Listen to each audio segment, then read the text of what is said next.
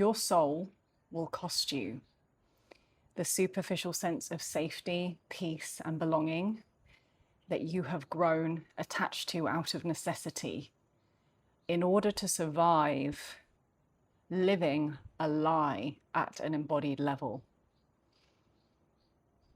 It's a bit like Stockholm syndrome, when people fall in love with their kidnappers or their oppressors.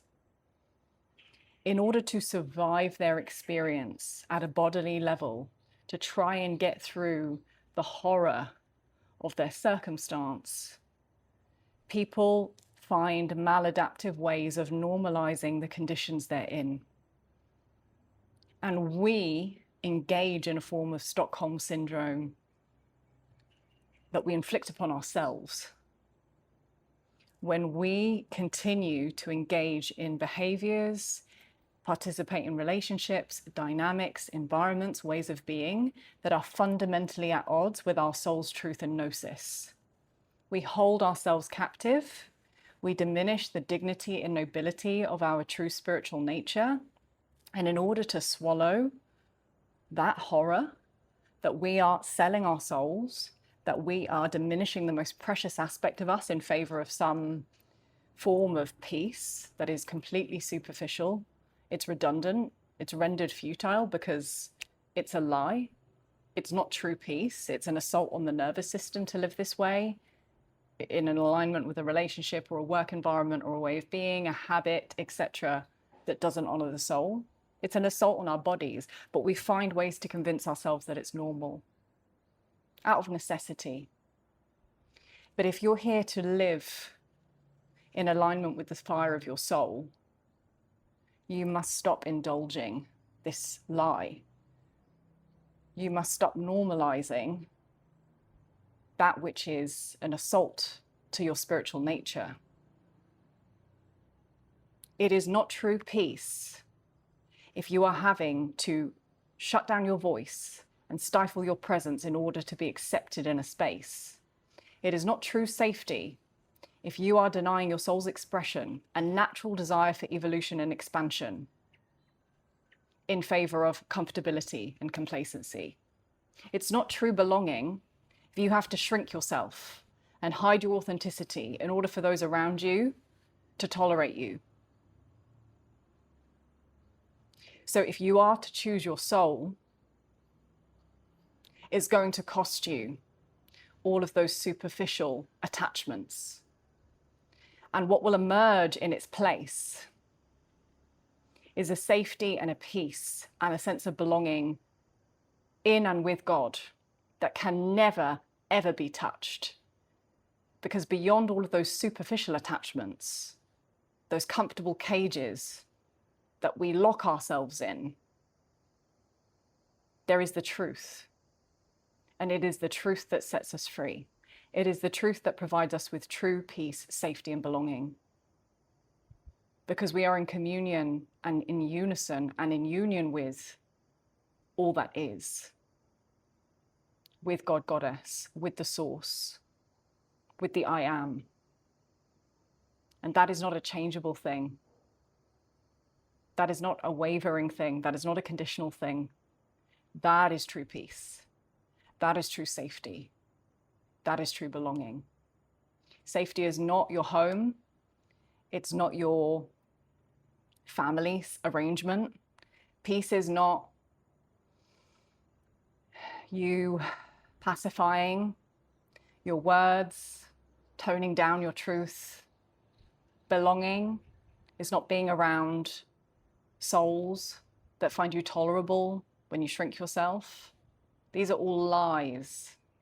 Lies that we've been telling ourselves to stay safe at a human level. Because in the past, we have a strong cellular memory that when we did choose to speak up instead of silencing ourselves, when we did choose to honor what is true and authentic and righteous in service to the divine, in service to liberation, in service to evolution, we were punished, we were alienated, we were isolated, we were persecuted, we were outcast. Our bodies remember. In human design, this is known as the tribal bargain.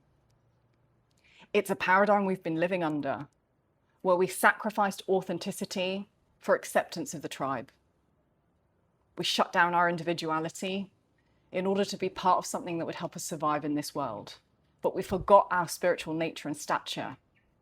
That is not this powerless, helpless, feeble thing, just a body that lives and dies. We are also the soul. We are also the I am. We are also sons and daughters of the Most High. Each being in their highest expression is regality, nobility, spiritual royalty. And it's time to start living as such.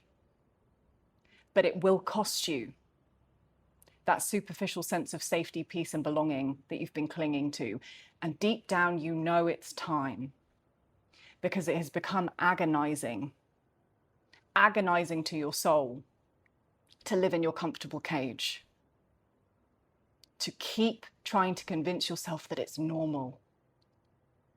It's normal to shrink. It's normal to stifle my truth. It's normal to quash my innate soul desires. It's normal to diminish my visions, the visions that God has seeded in your heart. It's normal to not fully be expressed. It's normal to prioritize others over myself. It's normal to deny that which is fundamental to me because it might be at odds with those around me. Your soul has had enough. It's time to stop living in loyalty and service to a lie. The time of divine justice is here. And we are being asked to courageously let go of these false attachments and rest in the unwavering presence of the divine, the unwavering embrace of the divine within us and in all things. For this is where true safety, peace, and belonging resides. It is where everything is birthed from. It is where everything returns to. It has no beginning, it has no end.